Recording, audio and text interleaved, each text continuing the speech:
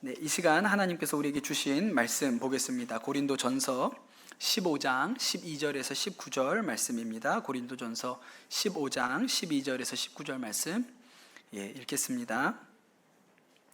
그리스도께서 죽은 사람 가운데서 살아나셨다고 우리가 전파하는데 어찌 여러분 가운데 더러는 죽은 사람의 부활이 없다고 말합니까?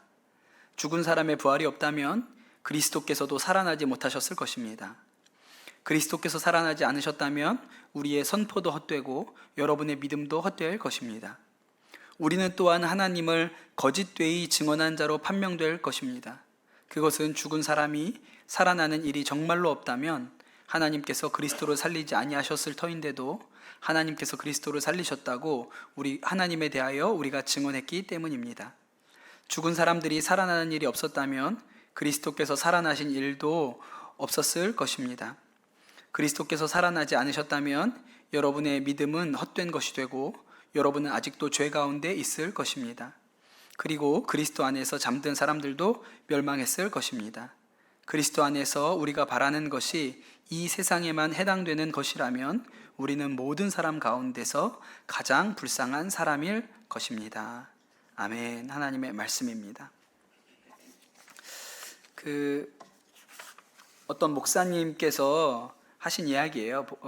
목사님이 오랜만에 고등학교 같이 다녔던 친구들, 고등학교 때 친구들과 모임에 그렇게 나가셨다고 했습니다. 이제 뭐 다들 아저씨가 돼가지고 만난 거예요. 그래도 이게 어릴 때 친구들이니까 얼마나 편하고 또 좋습니까? 그렇게 친구들하고 좋은 시간을 보내는데 그 목사님 옆에 앉았던 한 친구가 이렇게 물어봤다는 거예요. 목사가 된 줄 아니까.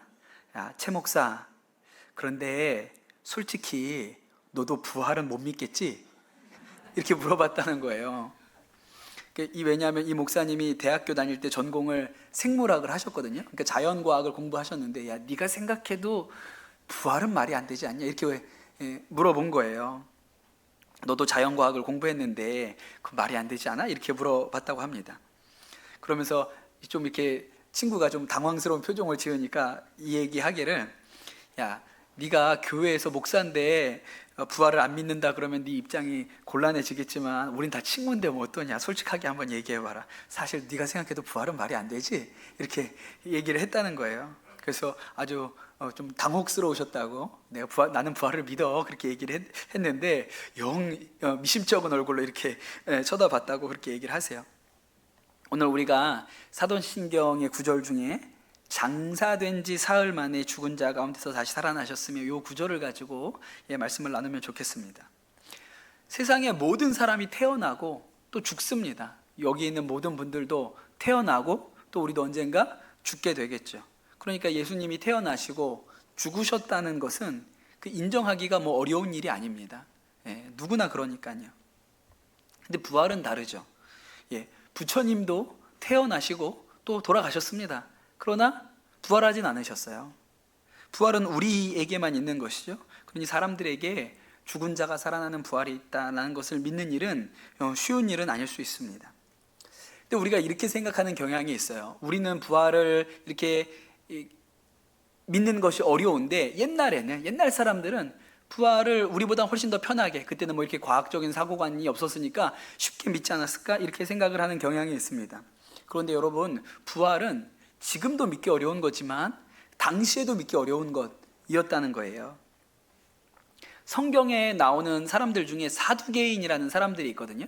이 사두개인들, 이 말이 사독 제사장의 후예라는 뜻인데, 근데 이 사두개인들은 부활이 없다고 그랬습니다. 예수님과 똑같은 시대를 살았지만 그들은 부활을 믿지 않았어요. 그리고 또 성경을 잘 읽어보면 예수님이 돌아가시고 나서 예수님의 시신을 아리마대 요셉의 무덤에 넣었는데 그 무덤을 이제 돌로 막고 그 문 앞에 병사들이 지키도록 했습니다. 근데 아침에 일어나 보니까 예수님의 시신이 사라진 거예요. 돌문은 움직여져 있고 예수님의 시신은 없고. 그래서 깜짝 놀라서 이 군인들이 대제사장에게로 막 쫓아가요. 그랬더니 이 대제사장이 이 군인들한테 돈을 주면서 이렇게 얘기합니다. 예수의 제자들이 와서 예수의 시신을 훔쳐갔다고 너희가 그렇게 얘기를 하고 다녀라. 그래서 그 당시에 예수의 제자들이 그 예수님의 시신을 훔쳐갔다는 소문이 이렇게 그 예루살렘 일대에는 퍼져 있었죠. 여러분 한번 생각을 해보세요.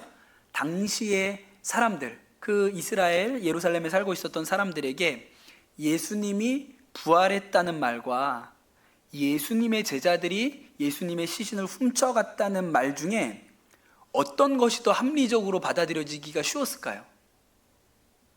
훔쳐갔다는 얘기가 더 쉽게 받아들여졌겠죠. 그게 더 믿기 쉬웠을 거예요. 그러니까 당시에도 예수님이 부활했다는 말은 믿기 어려운 얘기였어요. 믿기 어려운 얘기죠. 그러니까 심지어는 예수님의 제자였던 도마조차도 못 믿겠다고 그랬으니까, 내가 내 눈으로 보지 않고는 믿을 수 없다고 이야기를 했으니까요. 근데 참 이상한 것은 예수님이 부활했다는 것을 열렬하게 믿는 사람들이 있었던 거예요. 아주 열렬하게. 그냥 아님 말고식이 아니고 뭐 아니면 어쩔 수 없지 이런 게 아니고 예수님이 부활했다는 이 일을 아주 열렬하게 믿는 사람들이 있었습니다. 처음에는 한 2-3명 정도, 여인들 몇 명이었다가 나중에는 예수님 제자들 한 10여 명이 되고 나중에는 500명 이상이 그런 사람들이 생긴 거예요. 그 사람들은 아주 열렬히 예수님이 부활했다고 믿고 그렇게 주장을 했어요. 왜 그랬을까요? 그러니까 이 사람들이 굉장히 독특한 사람들인 거예요. 우리가 생각할 수 있는 것은 이들이 진짜 뭔가를 봤구나. 그렇지 않았다면 그들이 그렇게 열렬하게 예수님의 부활을 증거할 수 없었으니까 이들은 정말 부활하신 예수님을 봤다, 그렇게 생각할 수밖에 없죠. 고린도전서 15장 5절에서 6절, 오늘 우리가 읽은 말씀 그 15장이 부활에 대한 이야기를 담고 있는데 그 앞부분에 이런 얘기가 나옵니다. 게바에게 나타나시고 다음에 12제자에게 나타나셨다고 하는 것입니다. 그 후에 그리스도께서는 한 번에 500명이 넘는 형제 자매들에게 나타나셨는데 그 가운데 더러는 세상을 떠났지만 대다수는 지금도 살아 있습니다. 그렇게 기록을 해요. 근데 반대로 생각할 수도 있어요. 예수님의 제자들이 시신을 훔쳐갔고 자기들끼리 거짓말로 모의해가지고 예수님이 부활했다는 헛소문을 만들어냈다, 뒤집어서 이렇게 생각할 수도 있죠. 그런데 문제가 하나 있는데, 여러분 500명이 거짓말을 유지하는 게 가능할까요? 만약에 지어낸 얘기라면 예수님을 직접 봤다고 하는 사람들은 소수여야 해요. 제일 좋은 거는 한 명만 봤어, 제일 좋습니다. 그런데 2명이 봤잖아요. 그때부터 위험 부담이 생기는 거예요. 3명, 4명, 근데 이게 500명이 되면요, 컨트롤 할 수 없죠. 봤다는 말을 계속 유지할 수가 없어요. 그 이단 중에 몰몬교라는 이단이 있습니다. 미국의 유타주, 거기에는 몰몬교가 되게 교세가 크죠. 근데 이단이에요. 그 우리나라에서도 이렇게 외국 사람들이 까만 양복을 입고 흰 명찰 달고 이렇게 둘씩 다니면서 이렇게 하는 모습을 보셨으면 그들이 몰몬교 신자들입니다. 몰몬교 선교사들이죠, 우리나라에요. 근데 이 종교는 그 미국에서 만들어진 거예요. 조셉 스미스라는 사람이 만든 이단입니다. 이 사람들은 성경도 인정하지만 또 자기들이 믿는 몰몬경이라는 경전이 따로 있거든요. 이 몰몬경은 그 백인들이 신대륙에 오기 전에 인디안에게 나타났던 예수님에 대한 얘기를 담고 있는 책이라고 그래요. 저도 많이 읽어봐서 잘 모르겠습니다만. 근데 이 몰몬경이 어떻게 나온 거냐면, 어느 날 이 조셉 스미스가 잠을 자고 있는데 꿈속에 천사가 나타나서 저 뒷동산에 가서 어디 땅을 파보면 거기에 하나님의 말씀이 있다. 그래서 조셉 스미스가 다음날 일어나서 가서 땅을 팠더니 금판이, 하나님의 말씀이 쓰여져 있는 금판이 있었다는 거예요. 그래서 그걸 꺼내가지고 그것을 옮겨 적고 번역하고 그렇게 해서 즉 오늘날의 몰몬경이 나왔다고 그렇게 얘기를 합니다. 그러면 지금 그 금판은 어디 있을까요? 미국 유타주 솔트레이크 시티에 있는 몰몬교 본부에 가면 이렇게 유리 케이스에 그 금판이 있을 것 같죠? 없어요. 그 하늘로 올라가 버렸습니다. 다 받아 적고 나니까 이 금판이 하늘로 올라가 버려서 없어요. 근데 사람들이 그걸 어떻게, 말도 안 되죠, 여러분. 말도 안 된다고 생각하죠. 근데 왜 이걸 믿을까요? 그 금판을 봤던 목격자들이 있어요. 같이 번역했던 3명이 있고 또 이것을 목격했던 8명, 11명의 증인이 있습니다. 그래서 이게 진짜다라고 증명하거든요. 근데 이 11명 중에 아까 그 번역했던 3명 중에 한 사람이 거짓말이라 그랬어요. 이거 그냥 우리끼리 지어낸 거라고. 그리고 그 사람은 나중에 감리교로 갑니다. 나는 몰몬교 안 해. 나는 감리교로 갈 거야. 그래서 감리교로 갑니다. 그리고 이 11명 중에 또 몇 명이 이 일이 진짜가 아니라고 그렇게 얘기를 했어요. 그러니까 거짓말 하려면 11명 유지하기도 어려운 거예요. 500명은 말도 안 되는 숫자예요. 500명이 열렬하게 예수님이 부활했다는 것을 끝까지 거짓말을 유지할 수가 없어요. 그러니 또 한 가지는 자기가 지어낸 거짓말을 위해서 누가 목숨을 겁니까?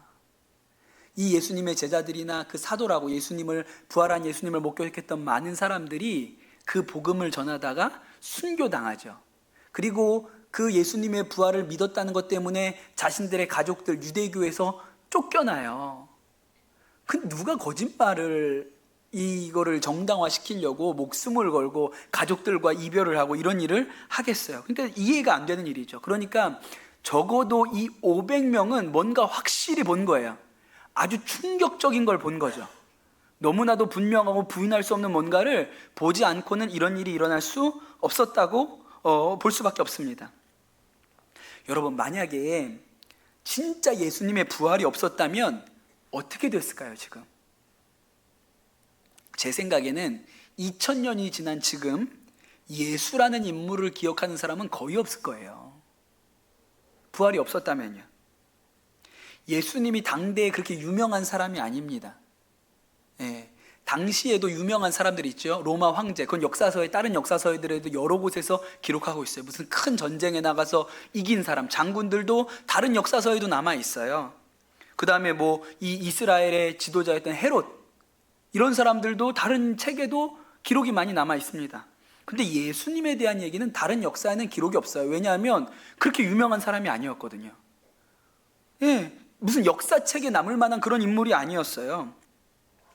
요세푸스라는 유대 역사가가 쓴 역사책에 예수님 얘기가 나오거든요.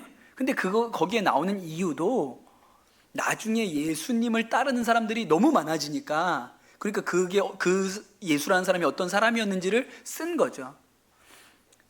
여러분, 유대 땅에서 그냥 평범하게 우리처럼 이렇게 살았고 30이라는 이른 나이에 십자가에 달려 죽은 한 청년을 2000년이 지났는데 누가 기억하겠어요?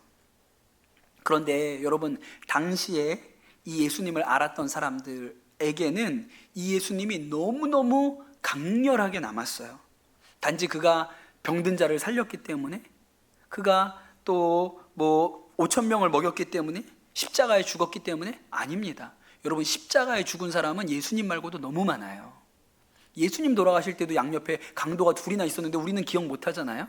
근데 이 예수님에 대해서는 너무나도 그들이 확신 있게 기억하고, 또 그 자신들이 가진 기억을 자녀들에게 남겨줘야겠다, 그렇게 생각을 했던 거예요. 그래서 신약 성경이 쓰여진 거죠. 부활이 없었다면 이런 기록이 남아있을 까닭이 없는 거예요. 그냥 보통 사람이었으니까. 그냥 참 좋은 분이었어. 우리 아버지 참 좋은 분이셨어요. 우리 엄기풍 권사님 되게 좋은 분이셨거든요. 근데 우리 아들은 몰라요. 그냥 그렇게 지워졌겠죠. 그런데 예수님은 그렇게 좋은 분이었다고 기억에 남은 게 아니라 너무나도 구체적으로 그 삶에 대해서, 그 죽음에 대해서, 부활에 대해서 사람들이 기억하게 되었습니다. 그러니까 아무 일도 없었는데 기억할 수는 없는 거예요. 그들이 분명히 봤기 때문에 이런 기억들이 남아있는 것이죠.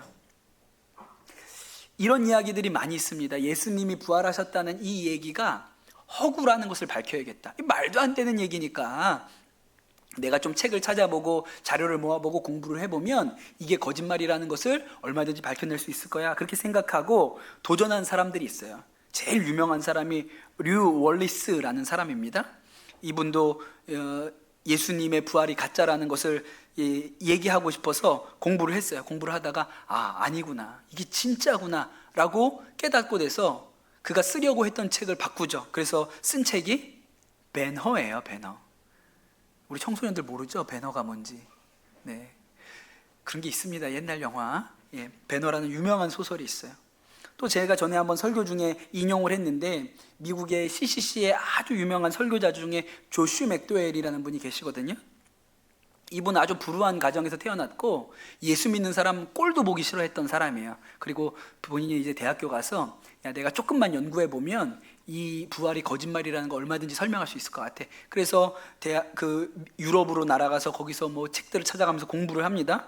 그러다가 마지막에 돌아올 때 그가 이렇게 고백했다 그랬어요. 아, 이건 진짜네. 이건 부인할 수 없는 일이야. 그래서 그가 썼던 책이 회의에서 확신으로 라는 책, 우리나라에도 번역돼 있고, 또 프랭크 모리스라는 영국의 저널리스트도 자기가 보니까 이건 너무 뻔한 거짓말인데 이건 뭐 조금만 찾아보면 금방 거짓말인 줄 사람들한테 알릴 수 있겠지, 그렇게 공부를 하다가 아, 예수님이 부활한 게 맞구나라는 것을 인정하는 책을 씁니다. 누가 돌을 옮겼을까? 그것도 우리나라에 나와 있는 책이에요. 그런데 제가 오늘 이 설교를 준비하면서 깨닫게 된 은혜는 저에게는 예수님의 부활이 너무 쉽게 믿어졌다는 거예요. 막 이렇게 뭘 공부를 한 것도 아니고 뭐 연구를 막 차근차근 해봤던 것도 아닌데 그냥 예수님이 부활하셨다는 얘기를 들은 그때부터 지금까지 별다른 의심 없이 아, 그렇지 라고 믿었어요. 그럼 믿어지는데 뭐가 문제겠습니까? 그러니까 이게 굉장히 놀랍고 큰 은혜인 거예요. 그렇게 어렵게 믿는 사람들도 있는데요. 만약에 부활이 없다면 오늘 사도 바울의 말씀처럼 이래요. 오늘 사도 바울이 뭐라고 얘기하냐면 그리스도께서 살아나지 않으셨다면 여러분의 믿음은 헛된 것이 되고 여러분은 아직도 죄 가운데 있을 것입니다. 그리고 그리스도 안에서 잠든 사람들도 멸망했을 것입니다. 그리스도 안에서 우리가 바라는 것이 이 세상에만 해당되는 것이라면 우리는 모든 사람 가운데 가장 불쌍한 사람일 것입니다. 그러니 여러분, 정말 예수 그리스도의 부활이 없다면 제가 세상에서 제일 불쌍한 사람이에요. 제가 신학교 다니던 시절에 목회와 실습이라는 과목이 있었습니다. 나중에 우리가 다 목사가 될 사람들이잖아요. 그럼 이제 목사가 교회에서 해야 되는 여러 가지 업무들이 있어요. 뭐 예배 인도하는 거, 설교 준비하는 거, 뭐 이런 게 다 목사가 해야 되는 일이지 않습니까? 그래서 그런 것들을 하나씩 정해서 조별로 학생들 앞에서 그걸 이렇게 발표하는 거를 하는 수업이었거든요. 그래서 어떤 팀은 설교 준비를 어떻게 하나, 설교를 어떻게 구성하는지 이런 걸 준비해 와가지고 발표하고, 또 어떤 팀은 예배에 대한 이거를 만들어 와가지고 또 학생들 앞에서 이렇게 시연을 하고 뭐 이런 거였어요. 제가 속했던 조는 뭘 맡았냐면 장례를 맡았습니다. 목사가 해야 되는 중요한 업무 중에 하나가 장례를 치르는 일이잖아요. 지금은 목사가 장례를 치룰 때 장례식에 가서 예배만 인도해요. 근데 옛날에는 그렇게 지금처럼 이렇게 장례가 발달하지 않았을 때는 목사님이 염하고 습하고 뭐 시신 닦고 이런 일들을 다 하셨다는 거예요. 옛날에는 시골 같은 데는 다 목사님이 하셨고, 또 목사님이 해야 좋아했대요. 성도들이 우리 목사님이 염습을 다 해주니까. 그래서 그런 과정을 다 저희가 조사를 해가지고 이제 학생들 앞에서 시연을 하는 거예요. 그래서 그 일을 했거든요. 거기서 어떤 사람은 뭐 이제 뭐 장례 이거 염하고 습하는 일을 맡기도 하고 그랬는데, 저는 뭘 맡았을까요? 저는 시신을 맡았습니다. 저는 시체였어요. 왜 제가 시체였냐면, 교회 그걸 하려고 그 학교에 관이 준비돼 있었어요. 요 실습을 하려고 관이 있었는데 관이 작아요. 그러니까 들어갈 사람이 저밖에 없는 거예요. 물론 저보다 조그만 우리 자매들도 있었는데, 여학생들도 있는데, 이게 염습을 해야 되기 때문에 옷을 벗어야 돼요. 그래서 여자가 할 수는 없습니다. 그래가지고 이제 제가 시신을 했죠. 그래서 연습할 때도 관에 여러 번 들어갔어요. 그 염습하는 이 일을 했던 분들이 이제 저보다 이제 선배님들이었는데 다 하고 저를 이제 관에다가 이렇게 달 들어가지고 관에다가 넣고 관 뚜껑 다 덮고, 그런 다음에 재현아 잘 있어, 내일 아침에 올게, 뭐 그러고 막 간다고 막 놀리고 그랬어요. 그러니까 제가 얼마나 여러 번 그 관 뚜껑을 열고 다시 살아나오고 이랬는지 모릅니다. 근데 저만큼 확실한 부활의 증인이 어디 있어요?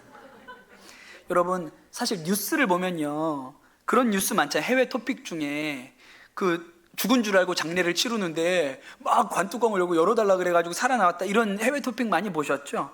제가 최근에 봤던 제일 신박한 뉴스는 멕시코에서 태어났던 그 아기가 23주 만에 태어났다는 거예요. 조산이죠. 너무 일찍 나온 거예요. 태어났는데 의사가 보니까 이제 맥박도 없고 그래가지고 사망 판정을 내립니다. 이 아이가 죽었습니다. 그래서 이 아이를 이제 영안실 냉장고로 이제 데리고 가가지고 거기다 넣어놓은 거예요. 그리고 나서 한 5시간쯤 지났는데 그 영안실 관리하는 분이 들어갔다가 아기 우는 소리가 들려가지고 열어봤는데 아기가 거기서 울고 있더라는 거예요. 그래가지고 빨리 병원으로 옮겨가지고 그 소생 치료를 했다, 뭐 이런 뉴스가 또 있더라고요. 별의별 일이 다 있죠. 근데 여러분, 이런 건 부활이 아닙니다. 이런 건 부활이 아니에요. 성경에 진짜 죽었다 살아난 사람들의 이야기가 몇 번 나오거든요. 그 나사로, 그 의사가 오판한 게 아니에요. 나사로는 진짜 죽었습니다. 죽은 지 나흘이나 되어서 썩은 냄새가 난다 그랬어요. 그런데 그 죽은 나사로가 살아나죠. 그리고 나인성 과부의 아들도 살아나고 야이로의 딸도 살아나요. 구약에서도 죽었다가 살아난 사람들이 꽤 많이 있습니다. 근데 여러분, 이건 부활이 아니에요. 이건 소생이죠.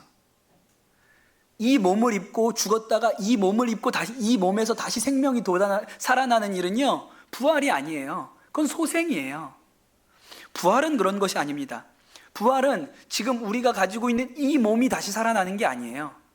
부활의 몸으로 다시 살아나죠. 예수님이 부활하셨을 때는 그 몸이 옛날에 그 육신이 아니고 완전히 새로운 몸으로 일어나신 거예요. 부활의 새로운 몸을 입으셨습니다. 그리고 그 몸에는, 새로 입은 부활의 몸은요, 죽음이 없어요. 그래서 예수님은 그 몸 그대로 하나님 나라로 올라가신 거예요. 더 이상 죽지 않는 몸을 입었기 때문에 그렇습니다. 그래서 이렇게 관에 들어갔다가 다시 살아나오는 건 부활이 아니에요. 그건 소생이죠. 우리가 사도신경을 외울 때 부활에 대한 말씀이 오늘 우리가 읽은 말씀에도 나오지만, 우리가 했던 구절에도 나오지만, 마지막에 한 번 더 나오거든요. 몸의 부활을 믿습니다, 이렇게 얘기해요. 그 몸의 부활을 믿는다는 얘기는 예수님처럼 완전히 새로운 몸으로 부활의 몸을 우리가 입게 될 거라는 이야기입니다. 바울이 오늘 우리가 읽은 고린도전서 뒷부분에 보면 뭐라고 얘기하냐면, 썩을 몸이 썩지 않을 것을 입어야 하고 죽을 몸이 죽지 않을 것을 입어야 합니다 그랬어요. 그러니까 부활은 이 몸 그대로 살아나는 게 아니에요. 부활의 새로운 몸을 입게 되는 것이죠. 근데 여러분, 여기에 이 부활의 놀라운 비밀이 있습니다. 사실 여러분, 우리가 지금 입고 있는 이 몸 때문에 고생을 많이 합니다. 우리가 열심히 돈 벌고 집 사고 차 사고 하는 이 모든 일을 왜 하죠? 잘 생각해 보면 몸 때문에 하는 거예요. 우리 몸이 늘 좀 편안한 자리가 있어야 되고, 우리 몸이 좀 살 수 있는 좋은 공간이 있어야 되기 때문에 이 모든 일을 하는 거예요. 여러분, 우리 살림하시는 우리 집사님, 권사님들 매일 삼시세끼 밥하는 거 얼마나 힘드세요? 그쵸? 지긋지긋하지 않습니까? 일주일에 3번만 했으면 좋겠는데, 이게 뭐 아침도 먹고 점심도 먹고 저녁도 먹고 왜 자꾸 배가 고파지는지 계속 해야 돼요. 왜 그렇죠? 왜 밥해요? 몸 때문에 하는 거예요. 이 몸을 유지하려고. 밥만 합니까? 또 치워야 돼요, 먹으면. 이 모든 고생이 몸 때문에 하는 거예요. 이 몸을 유지하려고. 근데 여러분, 그런 고생뿐만 아니라 이 몸 때문에 또 무슨 일이 일어나요? 몸 때문에 죄가 일어나요. 영에는 죄가 없어요. 몸은 죄를 지어요. 아담과 하와가 왜 선악과를 따먹었습니까? 육신의 눈으로 딱 보니까요, 선악과가 보암직도 하고 먹음직도 하고 배도 고프고 혀가 뭐 입에 넣어보면 맛있을 것 같은 거예요. 게다가 거기에다가 뱀이 얘기하는데 하나님처럼 되고 육신의 욕망을 자극하는 거예요. 그래서 죄를 지어요. 여러분, 사람이 육신의 기쁨을 위해서 담배를 피고요, 육신의 기쁨을 위해서 술을 먹어요. 요새 마약이 너무 큰 문제 아닙니까? 마약이 너무 구하기가 쉽다고, 그래서 한국에도 너무 문제라고 얘기해요. 그게 다 육신의 기쁨을 위해서 하는 거잖아요. 근데 여러분, 어떻게 돼요? 그것 때문에 육신이 다 병들고 망가져요. 우리의 즐거움을 위해서 했던 모든 일이 결국은 우리를 망가뜨리는 일로 옵니다. 그 몸 때문에 고생하는 거예요. 그래서 이 몸에 결국은 죽음이 오고 병들고 아프고 나이가 들고, 그래서 나중에 아이고 움직이는 것도 힘들어, 이 몸 때문에 고생하다가 죽는 거예요. 그리고 몸은 어떻게 됩니까? 그냥 소멸해요. 그런데 그 몸을 위해서 살아요, 사람이. 그 몸을 위해서. 여러분, 아침에 우리 여자 성도님들 아침에 오실 때 화장하고 오셨잖아요. 몸을 위해서. 얼마나 귀찮습니까? 계속 그렇게 해야 되는 거예요. 우리는 가꾸고 돌보고 몸을 이렇게 해야 돼요. 도리어 이 몸이 거추장스럽게 느껴지는 사람들이 있습니다. 누가 그럴까요? 몸에 장애가 있는 사람들은요, 몸 때문에 불편하고 괴로워요. 그래서 그분들은 사실은 부활 소망을 가지기가 훨씬 쉽습니다. 이 몸이 너무 거추장스러우니까요. 이 장애 때문에 몸이 가지고 있는 이 짐이 너무 크니까 이 몸을 빨리 벗어버리고 완전한 하나님이 주신 영원한 몸으로 새롭게 입는 날을 고대하죠. 근데 사람이 건강하고 잘생기고 예쁘고 힘이 있고 그렇잖아요. 그럼 계속 몸을 위해서 살아요. 몸 자랑하면서 살아요. 그러다가 어떻게 돼요? 나중에 그 몸이 배신하는 거예요. 그렇게 애지중지 여겼던 그 몸이 배신하고 병들고 결국은 죽어서 사라지게 되는 거예요. 몸을 위해서 살다가 몸한테 배신당하는 게 사람의 인생이니 얼마나 이 인생이 허무한 인생입니까? 근데 여러분, 오늘 우리가 읽은 말씀 15장, 고린도전서 15장에 이렇게 기록해요. 그러나 이제 그리스도께서 죽은 사람들 가운데 살아나셔서 잠든 사람들의 첫 열매가 되셨습니다. 그랬어요. 첫 열매가 되었다는 말은 모델이 되셨다는 거예요. 모델. 부활한 사람의 모델. 예수님이 이 거추장스러운 육신의 몸을 벗어버리고 완전히 새로운 몸을 입으셨어요. 그 몸은 부패하지도 않고 썩어지지도 않고 아프지도 않고 병들지도 않고 죄의 유혹에 노출되어 있지도 않고 영원해요. 그 영원한 몸을 입고 하늘로 올라가시는 모습을 제자들이 다 같이 본 거예요. 그래서 모델이에요. 우리도 예수님을 믿으면 저 새 몸을 입겠구나. 그 소망을 우리가 가지게 되는 것이 부활 소망입니다. 그러니 여러분, 오늘 말씀에 우리가 읽은 것처럼 그리스도께서 살아나지 않으셨다면 여러분의 믿음은 헛된 것이 되고 여러분은 아직도 죄 가운데 있을 것입니다. 그리스도 안에서 잠든 사람들도 멸망했을 것입니다. 그러니 만약에 부활이 없다면 우리가 세상 사람들 중에 제일 불쌍한 사람들일 것입니다. 그렇게 얘기하죠. 그러나 여러분, 우리는 불쌍한 사람이 아닙니다. 왜요? 이 거추장스러운 몸을 가지고 살지만 이 몸이 벗겨지고 영원한 몸, 아프지도 않고 병들지도 않고 또 죄의 유혹도 없는 그 완전한 영원한 몸을 입게 될 날이 올 거라고, 예수님이 그러셨던 것처럼 우리에게도 그 날이 올 거라고 믿기 때문에 우리는 결코 불쌍한 자가 아니에요. 복받은 자인 것이죠. 가끔 그런 일이 있습니다. 그 운전할 때 그래서 다 내비게이션 보고 운전을 하는데 그 어떤 길이 새로 만들어졌어요. 새로 길이 뚫렸습니다. 근데 내비게이션은 아직 업데이트가 되지 않아서 그 길이 반영이 안 돼 있는 경우가 있죠. 근데 새 길이 뚫려서 옛날에는 40분 걸려서 가던 길을 이제 20분이면 갈 수 있게 된 거예요. 근데 내비게이션에는 길이 없어요.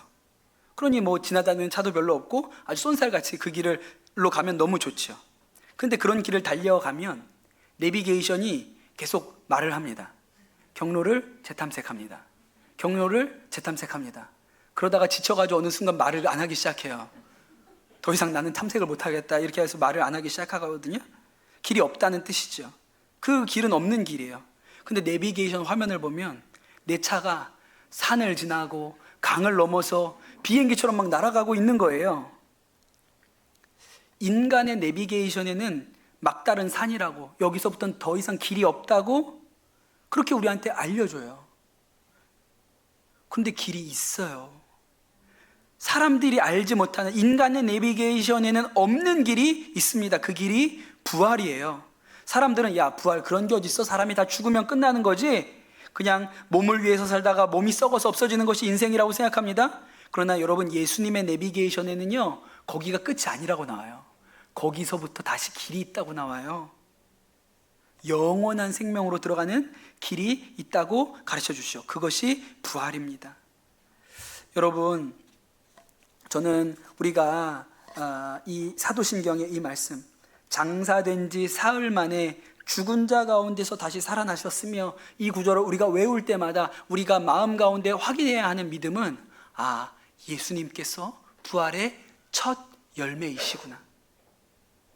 나도 예수님이 부활의 새 몸을 입으시고 하나님 나라로 올라가셨던 것처럼 나도 이 육신을 벗어버리고 새 몸을 입고 영원한 몸을 입고 하나님 앞에 가게 될 날이 오겠구나라는 것을 우리가 마음 가운데 확인하는 것이죠. 그게 우리가 사도신경 외울 때 장사된 지 사흘 만에 죽은 자 가운데서 다시 살아나셨으며, 이 말씀이 담고 있는 의미입니다. 바라기는 이곳에 모인 우리 모든 강남선한목자교회 성도님들, 여러분이 부활의 소망을 품으시기를 축복합니다.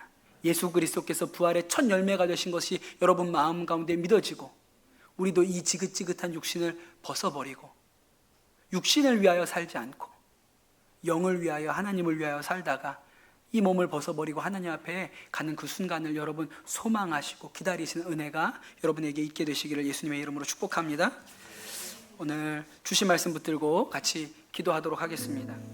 부활하셔서 모든 잠자는 자들의 첫 열매가 되신 주님을 찬양합니다. 주님께서 부활의 몸을 입고 그 영원한 몸을 입으시고 하나님 나라로 올라가셔서 영원히 우리와 함께 하시는 것과 같이, 우리도 또한 하나님 짧은 이 땅에서의 삶을 마치고 영원한 부활의 몸을 입고 하나님 앞에 서게 될 것을 하나님 기대합니다. 우리가 이 땅에서 살아가면서 하나님 육신을 위하여 하나님 그것이 전부인 줄로 알고 사는 그런 어리석은 인생이 되지 않게 하여 주시옵소서. 결국 우리를 배신하고 썩어 없어질 몸을 위하여 살지 아니하고 하나님께서 우리를 위하여 예배하신 영원한 삶에 눈이 열리는 은혜가 있게 하여 주시옵소서. 감사합니다. 모든 말씀 우리 주 예수 그리스도의 이름으로 기도합니다. 아멘.